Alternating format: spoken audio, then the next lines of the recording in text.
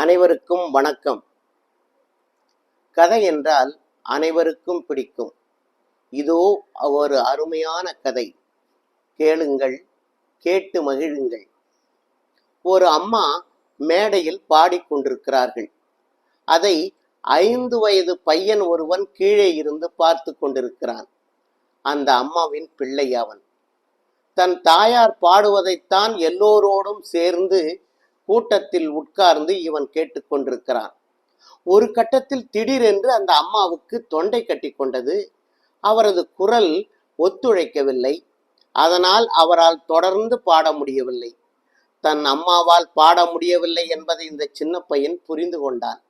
உடனே அவன் ஓடிச் சென்று மேடையில் ஏறினான். பாதியில் நின்று போன பாடலை தொடர்ந்து பாட ஆரம்பித்தான். பார்த்து கொண்டிருந்த பொதுமக்கள் எல்லோரும் அப்படியே அசந்து போய்விட்டார்கள்.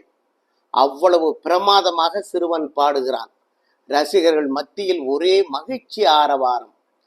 ரசிகர்கள் மேடையை நோக்கி காசுகளை வீச ஆரம்பித்தார்கள். சிறுவன் மேடையில் காசுகள் வந்து விழுவதை பார்த்தான்.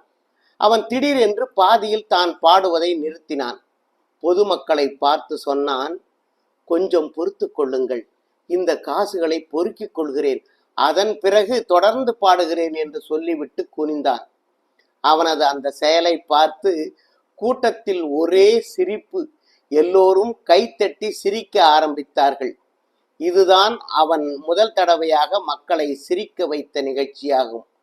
அதன் பிறகு 88 வயதில் அவன் சாகிற வரைக்கும் மக்களை சிரிக்க வைத்து கொண்டிருந்தான். அந்த மாபெரும் கலைஞன் யார் தெரியுமா? Charlie Chaplin.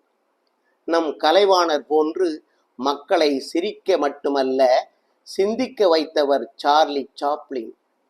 நாமும் மற்றவர்களை சிரிக்க வைப்போம், சிந்திக்க வைப்போம்.